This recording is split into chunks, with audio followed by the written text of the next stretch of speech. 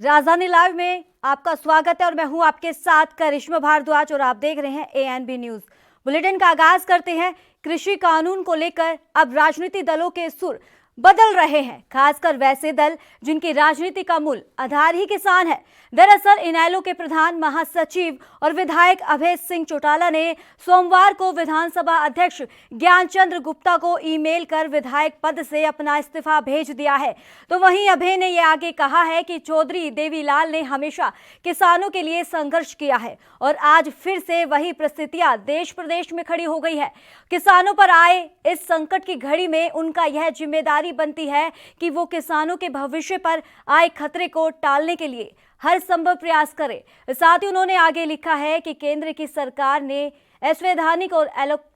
तांत्रिक तरीके से 3 काले कृषि कानून किसानों को ये थोप दिए हैं, जिसका विरोध देश भर में हो रहा है। कृषि कानूनों के विरोध और आंदोलन को अब तक 47 से अधिक दिन हो गए हैं और कड़ाके की ठंड में लाखों की संख्या में किसान दिल्ली बॉर्डर पर धरने पर बैठे हैं और अब तक भीषण ठंड के कारण 60 से ज्यादा किसान शहीद भी हो चुके हैं। लेकिन सरकार के कानों पर यह जू तक नहीं रेंग रही है। तो वहीं विधानसभा अध्यक्ष यानी कि ज्ञानचंद गुप्ता का यह कहना है कि 13 जनवरी तक उन्हें इस तरह का कोई भी पत्र, ईमेल या अन्य किसी माध्यम से नहीं मिला है और इसके बाद अब सवाल ये खड़ा होता है कि क्या अभय चौटाला को खुद विधानसभा में आकर इस्तीफा लिखना होगा या फिर एक दूसरा पत्र लिखा जाएगा। और वहीं अभय सिंह चौटाला के इस्तीफे के ऐलान के बाद कांग्रेस पार्टी ने उनके इस ऐलान पर घेरते हुए कहीं ना कहीं बीजेपी को फायदा पहुंचाने का काम करने का ये आरोप उन पर लगाया गया है। और 3 दिन बीत जाने के बाद भी इस्तीफे का ये पत्र विधानसभा में ना पहुंचने के बाद कांग्रेस इस विषय पर एक बार फिर इनेलो नेता को घेरने का काम कर सकती है।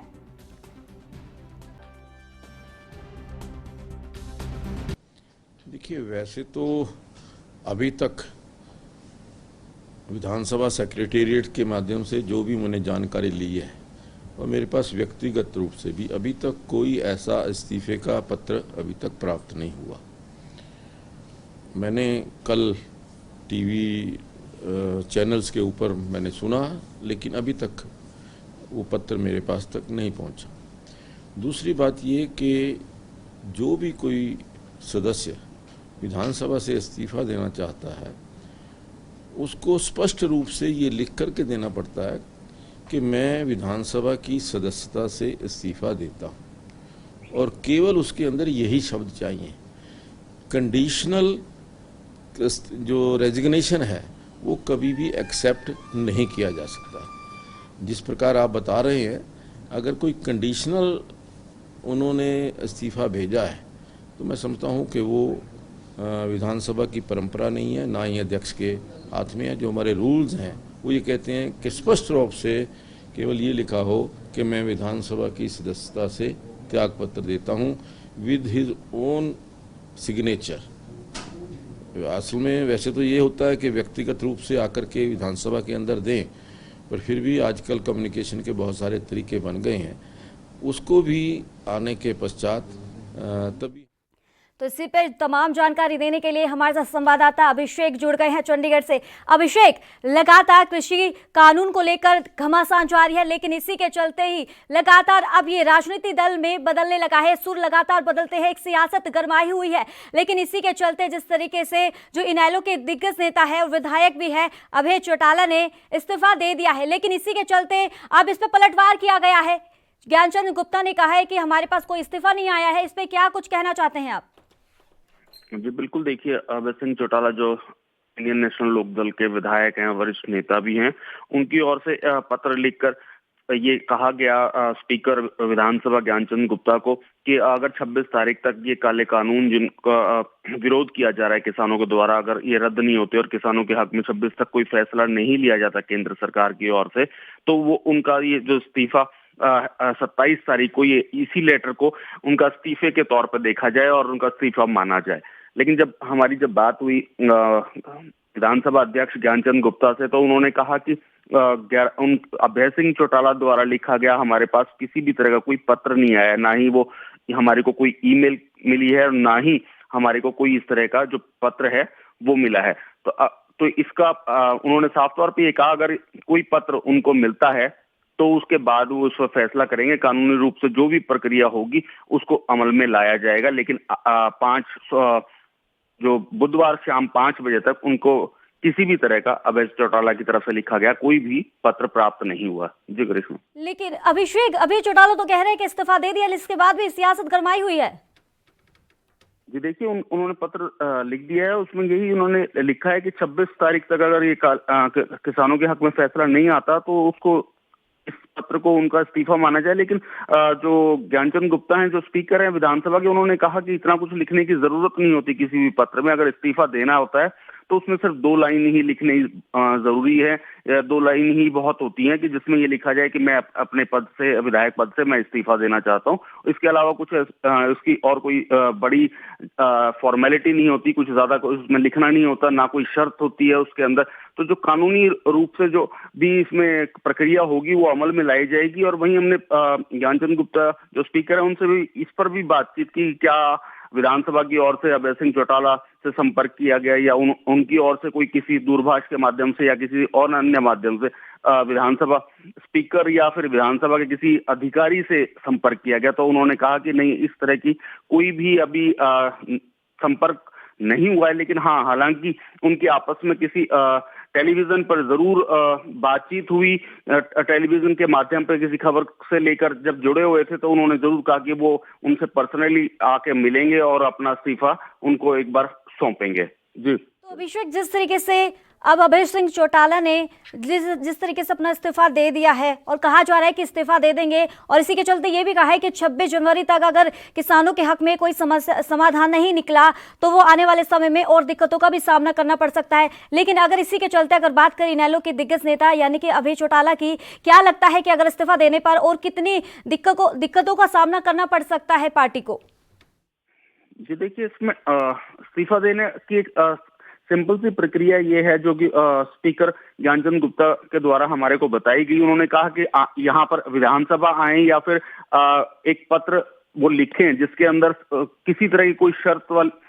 का जिक्र नहीं होना चाहिए। उसमें साफ तौर पे अगर 2 लाइन भी वो लिख देते हैं कि मैं अपने विधानसभा क्षेत्र से या मैं विधायक के पद से मैं इस्तीफा देता हूं, तो उसको स्वीकार कर लिया जाएगा। और हमारे को इस तरह का कोई भी लेटर या उनके द्वारा वो आकर हमारे से मिलते और हमारे को कोई इस तरह का लेटर देते हैं तो हम उस पर जो भी फिर अगली जो प्रक्रिया होगी उसको अमल में लाया जाएगा। और उन्होंने पूरा जो इसका प्रारूप और इसके बारे में पूरी जानकारी एएनबी न्यूज के साथ जो खास बातचीत थी उसमें ज्ञानचंद गुप्ता जो अध्यक्ष हैं विधानसभा के, उन्होंने साफ तौर पे दी है। जी करिश्मा। चलिए, बहुत बहुत शुक्रिया अभिषेक तमाम जानकारी देने के लिए। तो चलिए रुक कर लेते हैं अगली खबर का। किसान संगठनों का दिल्ली के बॉर्डर पर आंदोलन लगातार जारी है। सिंगू बॉर्डर पर बुधवार शाम को प्रदर्शनकारी किसानों ने ये लोहड़ी के अवसर पर कृषि कानूनों की कॉपी जलाई है। और आपको ये भी बताते चले कि किसानों ने ये बताया है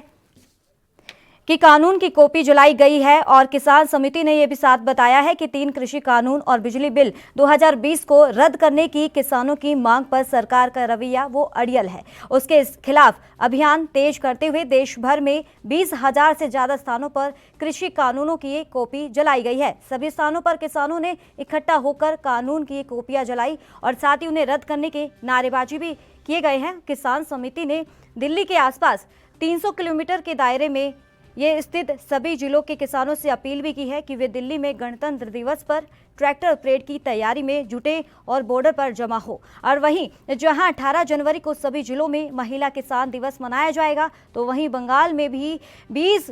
में से जो 22 जनवरी, महाराष्ट्र में 24 से 26 जनवरी और केरल, तेलंगाना, आंध्र प्रदेश में 23 से 25 जनवरी और ओडिशा में 23 जनवरी को राज्यपाल के कार्यालय के समक्ष महापड़ाव आयोजित किया जाएगा। यानी कि कह सकते हैं कि किसानों का जो आंदोलन है वो लगातार उग्र होता जा रहा है। जिस तरीके से लगातार किसान और सरकार के बीच जो बातचीत हो रही है, लेकिन हर बातचीत बेनतीजा हो रही है। इसी के चलते अब आए दिन ये जो आंदोलन है और खतरनाक होता जा रहा है। और आपको बता दें कि AIKSCC ने ये कहा है कि केंद्र सरकार ये बता पाने में नाकाम रही है कि कैसे ये कृषि कानून किसानों के फायदेमंद है। और जबकि आंदोलन को 50 दिन जैसे ज्यादा 50 दिन हो गए हैं। और वहीं समिति ने ये कहा है कि केंद्र का ये तर्क ही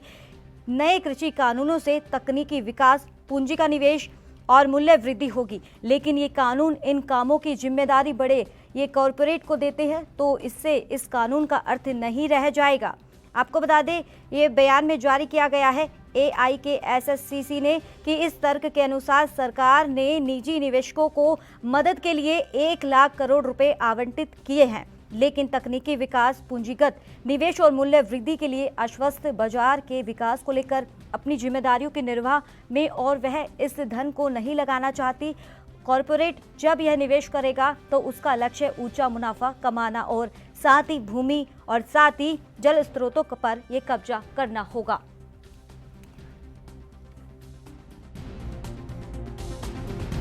लोहड़ी में बुराई को जलाया जाता है, अच्छाई की कसम ली जाती है। लोहड़ी में हमने 3 कानून की प्रतियां जलाई हैं। ये जला के हमने सरकार को ये सिग्नल दिया है कि इसी तरह ये बिल जो हैं एक दिन हमारे गुस्से की भेंट करेंगे और सरकार को इनको वापस लेना चाहिए। आगे का क्या प्लान ऑफ एक्शन रहेगा? आगे के जो plan of action already declared है, 18 तारीख को महिलाएं पूरे देश में इन कानूनों के खिलाफ आएंगी, बाज़ारों में, SDM ऑफिस में, डिस्ट्रिक्ट हेडक्वार्टर में, और जितने भी हमारे यहाँ चल रहे प्रोग्राम है उसमें महिलाएं बड़ी गिनती में आएंगी। और उसके बाद 20 तारीख को हम गुरु गोविंद सिंह का प्रकाश उत्सव जो है मनाएंगे। उस दिन 11 से 1 बजे तक सब संस्थाओं में, स्कूलों में, कॉलेजों में, गुरुद्वारों में, घरों में, मोहल्लों में, दुकान, मार्केट्स में, सब ने हमने कॉल दिया कि 11 से 1 बजे तक शपथ लो कि हम आंदोलन को पीसफुली रखते हुए आगे बढ़ाएंगे। तो इसी मुद्दे पर तमाम जानकारी देने के लिए हमारे साथ संवाददाता राजीव तिवारी जुड़ गए हैं। राजीव, जिस तरीके से लगातार किसानों का हल्ला बोल है वो लगातार उग्र होता जा रहा है, क्योंकि जिस तरीके से किसान और सरकार के बीच बातचीत हो रही है लेकिन हर बातचीत बेनतीजा हो रही है। अगर कल की बात करें कि जिस तरह से पहले ही उन्होंने ऐलान कर दिया था, किसानों की तरफ से ऐलान किया गया था कि लोहड़ी पर कृषि कानून की कॉपियां जलाएंगे, तो क्या कुछ अपडेट मिल रही है? किस तरीके से कल और कहाँ कहाँ ये कॉपियां जलाई गई है? देखिए, बिल्कुल लगातार जो किसान है वो कहीं ना कहीं नाराज है सरकार से, और कहीं ना कहीं ये भी कोशिश करी जा रही है सरकार को प्रेशर देने की। मगर जिस तरीके से बात करें, कल जो लोहड़ी थी और लोहड़ी के अंदर एक कहा जाता है कि लोहड़ी जो है वो लगभग आग जलाकर, यानी कि लकड़ियों के गट्ठा बनाकर उसके अंदर आग लगाई जाती है और उसके अंदर जैसे कहते हैं फूले यानी पॉपकॉर्न वगैरह डाले जाते हैं, और जो अपनी प्रथा एक होती है उसके हिसाब से वो मनाई जाती है। मगर जो किसानों ने जो कल प्रथा मनाई, यानी कि वो जो लोहड़ी का पर्व मनाया, वो एक अलग ही नजारा था देखने लायक, क्योंकि जिस तरीके से लकड़ियों की जगह पर उन्होंने कृषि कानून की कॉपियां जलाई, वो कहीं ना कहीं बड़ा सवाल है। और कहीं ना कहीं सरकार को एक सीधा सीधा नोटिस दे दिया गया है कि सरकार अगर नहीं मानेगी तो इसी तरीके से उनके सारे कानूनों की धज्जियां उड़ा दी जाएंगी। मगर बात करें जिस तरीके से लगातार कहीं ना कहीं सुप्रीम कोर्ट ने भी कहा था कि सरकार अगर कोई कड़ा कदम नहीं उठाती है तो सुप्रीम कोर्ट के अंदर सुप्रीम कोर्ट को ही कड़ा कदम उठाना पड़ेगा और शायद इस कानून को रद्द भी किया जा सके। मगर अभी सुप्रीम कोर्ट ने इस कानून को रोक लगा दी गई है, लगभग 2 महीने के लिए रोक लगा दी गई है। और 2 महीने बाद एक कमेटी जो बनाई गई है वो कमेटी डिसाइड करेगी कि सुप्रीम कोर्ट के अंदर पेश अपनी रिपोर्ट रखेगी कि किस तरीके से कृषि कानून अच्छा है, किस तरीके से बुरा है, उसके अंदर क्या खामियां हैं, क्या खामियां नहीं है। मगर इस कमेटी को लेकर भी किसानों की तरफ से विरोध है, और किसान जो चाहते थे कि ये कमेटी अगर सुप्रीम कोर्ट अपनी अध्यक्षता में बनाती तो कहीं ना कहीं, और उसके अंदर जो मेंबर होते हैं वो कहीं ना कहीं किसानों के बीच में से लिए जाते हैं। मगर जिस तरीके से सरकार ने चारों ही नुमाइंदों को ऐसे नाम सुझाए हैं उस कमेटी के अंदर जो सुप्रीम कोर्ट ने मान तो लिया, मगर कहीं ना कहीं नामों से किसानों को नाराजगी है, और किसान कहीं ना कहीं उस कमेटी से खुश भी नहीं है, क्योंकि उनको पता है जिस तरीके से कमेटी की जो रिपोर्ट आएगी वो पहले भी सुप्रीम कोर्ट कह सकते सरकार के फेवर में थी, और कहीं ना कहीं अब जो आएगी रिपोर्ट वो भी कहीं ना कहीं सरकार के फेवर में होगी, क्योंकि सरकार कहीं ना कहीं जो कृषि कानून को लेकर आई थी इन्हीं समर्थनकारियों ने, यानी कि चारों ही नाम ऐसे थे जिन्होंने समर्थन किया था इस कानून को। मगर अभी भी वही आशंका है किसानों को, और इसीलिए वो विरोध जारी कर रहे हैं। मगर बात करें जिस तरीके से कह सकते हैं लोहड़ी के पर्व के लिए भी कहीं ना कहीं कृषि कानून की कॉपियां जलाकर ये स्पष्ट कर दिया कि सरकार से कितने नाराज है किसान। मगर बात करें जिस तरीके से अलग अलग राज्यों के अंदर, अलग अलग देशों के अंदर तकरीबन सब जगहों पर कृषि कानून की कॉपियां जलाई गई है, यहाँ तक कि दिल्ली के अंदर भी कृषि कानून की कॉपियां जलाई गई है। कई जगहों पर तो ये भी देखने को मिला, दिल्ली के जितने भी सीमाएं थी यानी बॉर्डर थे उन पर सभी सीमाओं पर कृषि कानून की कॉपियां जलाकर ये स्पष्ट कर दिया कि सरकार से कितने नाराज है किसान। जी तो राजीव, जिस तरीके से लगातार किसानों का प्रदर्शन जारी हो रहा है और लगातार जिस तरीके से जो बातचीत हो रही है, हर बातचीत बेनतीजा हो रही है, लोगों का गुस्सा और भी लगातार बढ़ता ही जा रहा है। अगर बात करें रणनीति की, तो आने वाले समय में क्या रणनीति रहने वाली है? किसानों से इस बारे में कुछ बातचीत की आपने? देखिए बिल्कुल बताइए, जिस तरीके से हमारी जो बातचीत हुई थी किसानों से, तो किसानों ने साफ कर दिया था कि जितनी बार भी वो विज्ञान भवन आए, हमने उनसे बातचीत करने की कोशिश करी, तो बातचीत में उन्होंने यही कहा कि सरकार, हमें उम्मीद है सरकार कुछ मानेगी, मगर जब जैसे जैसे बातचीत का दौर खत्म होता था तो वो कहीं ना कहीं उनकी जो उनकी नाराजगी थी उनके चेहरे से स्पष्ट होती थी, और वो अपने शब्दों के अंदर भी कहते थे कि सरकार नहीं मानेगी तो हम, चाहे उसके लिए 1 महीने लग जाए, 2 महीने लग जाए, साल लग जाए, हम यहीं पर डटे रहेंगे, हम हटने वाले नहीं है। मगर बात करें अब 26 जनवरी की जो परेड है, वो कहीं ना कहीं उसके लिए स्पष्ट कर दिया किसानों की तरफ से कि किसान लगातार ट्रैक्टर मार्च के द्वारा या फिर झांकी के द्वारा कहीं ना कहीं 26 जनवरी की परेड निकालेंगे, और उसको लेकर सरकार भी कोशिश करेगी कि 26 जनवरी की जो परेड है किसानों की, वो ना निकाली जा सके और कहीं ना कहीं उसको खत्म किया जा सके। मगर सरकार उन आंदोलनकारियों को, यानी कि जो आंदोलन है, किसानों की जो आवाज है, उसको दबाने की कोशिश कर रही है, और कहीं ना कहीं किसानों को 2 गुटों में बांटने की भी कोशिश की है। और वो गुट कहीं ना कहीं, जो एक गुट है वो सरकार के फेवर में है, दूसरा गुट जो है वो सरकार से नाराज है, और जो दूसरा गुट नाराज है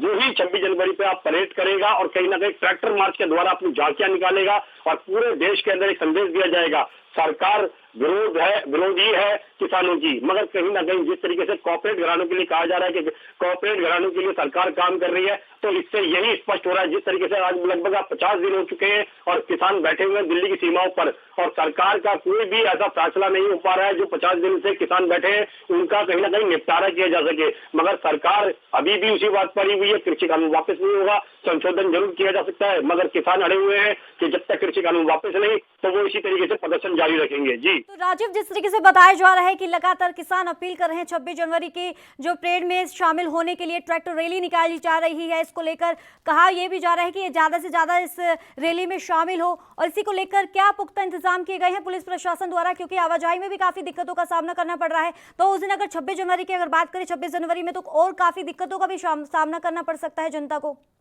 देखिए बिल्कुल सही कहा आपने कि जिस तरीके से लगातार जो किसान है वो पूरे देश के किसानों से अपील कर रहे हैं कि वो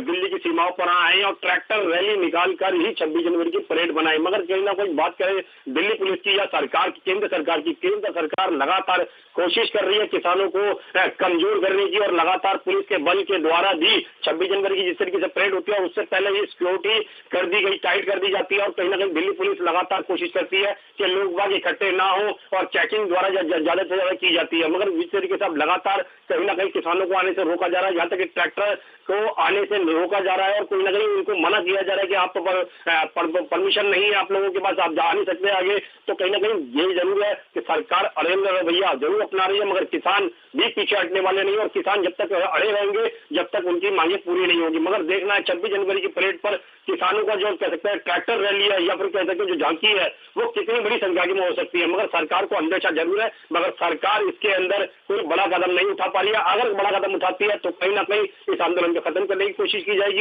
इनको बंद करने की कोशिश की जाएगी, या फिर उठाकर इनको जेल में भेजने की कोशिश की जाएगी। मगर किसान इसके लिए भी तैयार है, और लगभग कह सकते हैं 60 से ज्यादा इस आंदोलन के अंदर किसानों की मौत भी हो चुकी है। जी राजीव, जिस तरीके से अब ये उग्र होता जा रहा है, अगर बात करें 15 जनवरी को, क्योंकि 15 जनवरी को एक और तारीख दे दी है बातचीत करने के लिए, एक और मौका दे दिया है, क्या लगता है कि क्या ये ठंडा बस्ते में जाने वाला है ये माहौल, जिस तरीके से लगातार उग्र होता जा रहा है, क्योंकि किसानों की एक ही मांग है कि कृषि कानूनों को रद्द किया जाए। क्या लग सकता है 15 जनवरी को हल निकल सकता है? देखिए बिल्कुल बताइए, जिस तरीके से हमने जो पहले बात हुई थी, यानी कि किसानों से जब विज्ञान भवन आए थे तो उनसे भी बात की थी कि उन्होंने भी सीधे सीधे कहा कि सरकार ने हमें 15 जनवरी की डेट दे दी है, मगर आशंका यही है कि जो 15 जनवरी की डेट है यानी कि वो भी विफल रहने वाली है। और कृषि मंत्री से जब हमने बातचीत करने की कोशिश करी तो उन्होंने भी कहा कि हमने 15 जनवरी की डेट जरूर दी है, मगर किसानों को ये भी कहा है कि आप सोचिए कि इसमें संशोधन जो हाल ही में जो बैठक हुई है उसमें भी उन्होंने दिलासा दिया था किसानों को लेकर, कहा था कि नरेंद्र सिंह तोमर ने बोला था कि हल निकल जाएगा, लेकिन उसके बावजूद भी नहीं निकल रहा। उसके बाद फिर एक और तारीख दे दी है। देखिए बिल्कुल सही कहा आपने, एक चीज स्पष्ट, जिस तरीके से नरेंद्र तोमर जी ने स्पष्ट कहा था कि हम बातचीत के रास्ते से ही सोल्यूशन निकाल सकते हैं, मगर हम आपको एक बार और मौका देते हैं ताकि आप बीच का रास्ता निकालिए। मगर हर बार किसानों के लिए यही कहा जाता है कि आप बीच का रास्ता निकालने की कोशिश कीजिए, मगर सरकार बीच का रास्ता नहीं निकाल पा रही है, क्योंकि लगातार कोशिश जरूर है, बातचीत का दौर भी नजर आता है, मगर वो जब बैठक शुरू होती है तो बैठक जैसे ही खत्म होती है तो नतीजा वही सामने निकल के आता है कि बैठक जो है वो विफल है, और विफल के साथ साथ सीधा सीधा सरकार पे नाराजगी भी जाहिर होती है। मगर जिस तरीके से किसान बाहर निकल के आते हैं और लगभग सरकार का खाना भी नहीं खाते हैं, यहाँ तक कि वो अपना लंगर लेके जाते हैं और अपना लंगर ही ग्रहण करते हैं, तो कहीं ना कहीं स्पष्ट हो जाता है कि सरकार और किसानों के बीच में बातचीत का दौर जरूर चल रहा है, मगर वो लगातार विफल है। और जो कल की जो बैठक है, यानी 15 जनवरी की जो बैठक होगी, वो भी यही देखने को नतीजा मिल रहा है कि अभी भी जानकारी यही है कि कृषि कानून को लेकर किसानों की जो मांग है वो पूरी होती नजर नहीं आ रही है। जी, देखना लाजमी होगा कि लगातार जिस तरीके से तारीख पे तारीख दी जा रही है सरकार द्वारा, लेकिन अब देखना ये होगा कि कल यानी कि 15 जनवरी को किसके हक में ये फैसला सुनाया जाएगा। लगातार ठंड में ये किसान बैठे हैं, 60 से ज्यादा लोगों की मौत हो चुकी है। चलिए, बहुत बहुत शुक्रिया राजीव तिवारी तमाम जानकारी देने के लिए। तो चलिए रुक कर लेते हैं अगली खबर का। एनसीबी महाराष्ट्र सरकार में मंत्री और एनसीपी के वरिष्ठ नेता यानी कि नवाब मलिक के दामाद समीर खान को गिरफ्तार किया गया है। इससे पहले उन्हें पूछताछ के लिए एनसीबी ने ये समन भेजा था। तो वहीं ड्रग पेडलर कारण ये सजनानी की पूछताछ के बाद समीर का नाम सामने आया था और इसके बाद एनसीबी ने समीर को समन भेजकर पूछताछ के लिए बुलाया था और खान को दक्षिण मुंबई के ये ब्लाड एस्टेट स्थित एनसीबी के कार्यालय में प्रवेश करते हुए देखा गया और सूत्रों ने यह बताया है कि ड्रग्स मामले के एक आरोपी और उनके बीच 20,000 रुपए का कथित ऑनलाइन लेन देन का ये मामला सामने आने के बाद एजेंसी ने उन्हें तलब किया था और इस मामले में ब्रिटिश नागरिक करण सजनानी और उन 2 अन्य को पिछले सप्ताह 200 किलोग्राम गांजा के साथ गिरफ्तार किया गया था। और आपको बता दें कि सजनानी का उत्तर प्रदेश में से भी लिंक ये जुड़ा हुआ है और इसके बाद एनसीबी ने रामपुर में छापेमारी की। वीरवार यानी कि आज भी एजेंसी रामपुर में ये छापा मारेगी और सूत्रों के मुताबिक बताया जा रहा है कि रामपुर से ही मुंबई गांजा भेजा जाता था और एनसीबी ने मंगलवार को मुंबई के प्रसिद्ध ये मुच्छड़ पान वाला दुकान के एक मालिक यानी कि राम कुमार तिवारी को भी गिरफ्तार किया था।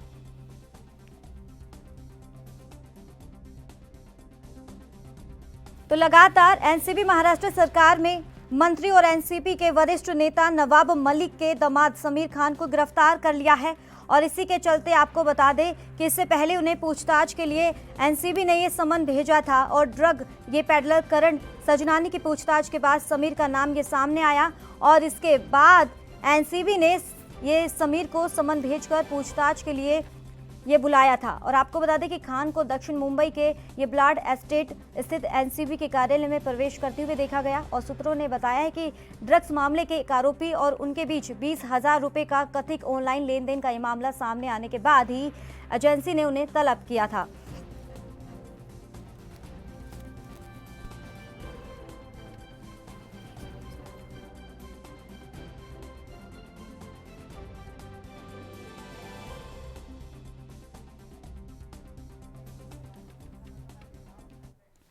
तो इस पर तमाम जानकारी देने के लिए हमारे साथ संवाददाता मुरारी सिंह जुड़ गए हैं। मुरारी, लगातार जिस तरीके से आप देख रहे हैं कि महाराष्ट्र में ये एनसीबी द्वारा लगातार अब ये राड पर है वहाँ के ये जो सेलिब्रिटी की अगर बात करें, जिस तरीके से अब सुशांत सिंह ये आत्महत्या के बाद लगातार अब सेलिब्रिटी इस ड्रग्स मामले में सामने आ रहे थे, लेकिन अगर बात करें नवाब मलिक के दामाद की तो समीर खान को गिरफ्तार कर लिया गया है। क्या कुछ अपडेट मिल रही है अब इसी दौरान?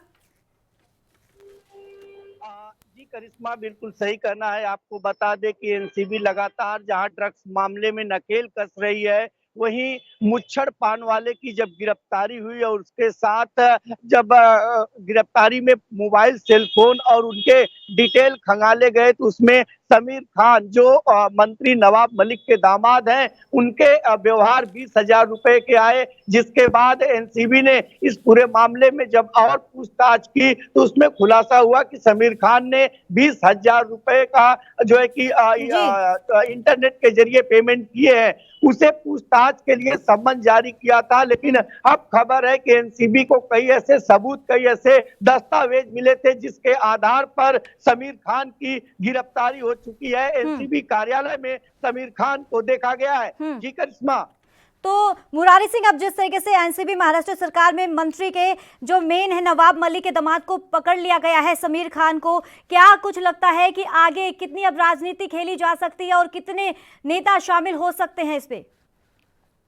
देखिए करिश्मा, ये तो पाना काफी मुश्किल है कि इसमें कितने नेता शामिल हो सकते हैं, लेकिन नवाब मलिक के दामाद की गिरफ्तारी से महाराष्ट्र की राजनीति में भूचाल आ गया है। घर बैठे विपक्षियों को कह सकते हैं कि एक तरह से मौका मिल चुका है, क्योंकि ये वही नवाब मलिक है जो एनसीपी प्रमुख शरद पवार के सबसे करीबी हैं और पिछले 6-7 महीनों में अपने बेबाक बयान के लिए और एनसीपी का पक्ष रखने के लिए जाने जाते थे। अब ऐसे में उनके दामाद की गिरफ्तारी कई सवाल खड़े कर रहे हैं। बड़े पैमाने पर अब तक का जितना ड्रग्स गांजे की खेप पकड़ी जा रही थी, उसमें सबसे बड़ा खेप माना जा रहा है। 200 किलो माल पकड़ा गया है। मुंबई का मुच्छड़ पान वाले की गिरफ्तारी और कोकनी की गिरफ्तारी के बाद जो एक खुलासा हुआ है, ये कहना गलत नहीं होगा कि एनसीबी जब समीर खान से पूछताछ करेगी और उन तमाम तथ्यों को खंगालेगी, उनके मोबाइल सेलफोन को खंगालेगी, तो कई ऐसे नाम सामने आ सकते हैं। जी करिश्मा।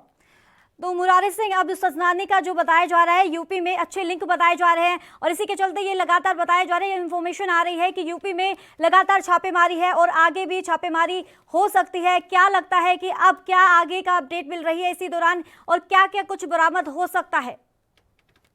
जी बिल्कुल सही कहना है। सजनानी के तार जिस तरीके से उत्तर प्रदेश के रामपुर से जुड़े हैं, ये सवाल कई सारे सवाल खड़े कर रहे हैं कि आखिर सजनानी के संबंध उत्तर प्रदेश के रामपुर से था, वहां पर और कौन कौन से लोग हैं इस ड्रग्स पैडल में पूरे सप्लाई करने से लेकर लाने तक और उन्हें मुंबई के तमाम उन इलाकों में पहुंचाने तक कितने लोग इसमें शामिल हैं, इसे जानने के लिए एटीएस माफ कीजिएगा एनसीबी की टीम जो है वो उत्तर प्रदेश के उन तमाम जगहों पर भी छापेमारी कर रही है। जो बात जो है कि सजानी या फिर मुच्छड़ पान वाले से मिले हैं। बहरहाल